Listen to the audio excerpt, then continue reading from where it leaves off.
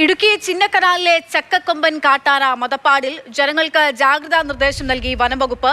Chinnakanal സിംഗ്കണ്ടം 301 colony ബിയൽറാം Anayirangal മേഖലകളിലാണ് കാട്ടാന ചുറ്റിത്തിരിയുന്നത്. ചക്കക്കൊമ്പന്റെ ദൃശ്യങ്ങളാണ് നമ്മൾ കാണുന്നത്. നിതിൻ തോമസ് വിവരങ്ങളുമായിട്ടുണ്ട്. നിതിൻ, ചക്കക്കൊമ്പനുമായി ബന്ധപ്പെട്ടുള്ള വാർത്തകൾ കുറച്ചായിട്ട് നമ്മളങ്ങനെ കാണുന്നില്ലായിരുന്നു. ഇപ്പോൾ എവിടെയെങ്കിലും ആക്രമണിക്കുന്ന അവസ്ഥയിലേക്കൊക്കെ ചക്കക്കൊമ്പൻ എത്തിയിട്ടുണ്ടോ? എന്താണ് വനംവകുപ്പ് നൽകുന്ന നിർദ്ദേശം?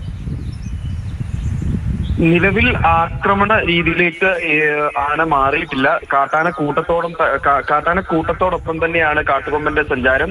നിലവിൽ ഈ ജനവാസ മേഖലയ്ക്ക് അടുത്ത് തന്നെയുള്ള വനമേഖലയിലാണ് കാട്ടാനയുള്ളത്. കഴിഞ്ഞ ദിവസങ്ങളിലൊക്കെ തന്നെ ജനവാസ മേഖലയിലേക്ക് എത്തിയിരുന്നു. ചിന്നക്കനാലിലും സിംഗ്കണ്ടത്തിലും 301 കോളനിയിലും ഒക്കെ ഈ ആനയെ കണ്ടിരുന്നു.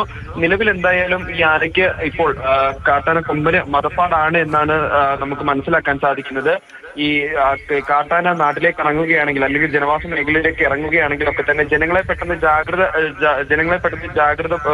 ജാഗ്രതയിലേക്ക് എത്തിക്കാൻ വേണ്ടിയിട്ട് വനംവകുപ്പും ജനങ്ങളും ചേർന്നുള്ള ഒരു വാട്സാപ്പ് ഗ്രൂപ്പ് ഒക്കെ ഉണ്ട്. ഈ ഗ്രൂപ്പിലാണ് ഇപ്പോൾ ജനങ്ങൾക്ക് ജാഗ്രതാ നിർദ്ദേശം നൽകിയിരിക്കുന്നത്. ഇത്തരത്തിൽ ആന മതപ്പാടിലാണ്, അതുകൊണ്ട് തന്നെ ആന ജനവാസ മേഖലയിലേക്ക് എത്തുകയോ അത്തരത്തിൽ എന്തെങ്കിലും ചെയ്യുകയാണെങ്കിൽ ആനയുടെ അടുത്തേക്ക് പോകരുത്. അതുപോലെ തന്നെ ആനയെ പ്രകോപിപ്പിക്കുന്ന രീതിയിലുള്ള കാര്യങ്ങളൊന്നും തന്നെ ചെയ്യരുത്. പെട്ടെന്ന് തന്നെ വനംവകുപ്പിനെ അറിയിക്കണം. അത്തരത്തിലുള്ള ഒരു ജാഗ്രതാ നിർദ്ദേശം നൽകിയിരിക്കുന്നത്. എന്തായാലും നിലവിൽ കാട്ടാന കൂട്ടത്തോടൊപ്പം ആയതുകൊണ്ട് ഭയപ്പെടേണ്ടതില്ല. എന്നിരുന്നാലും ഈ കൊമ്പൻ ഒറ്റയ്ക്ക് വരുമോ എന്നുള്ള കാര്യം ഇനി നോക്കേണ്ടതുണ്ട്.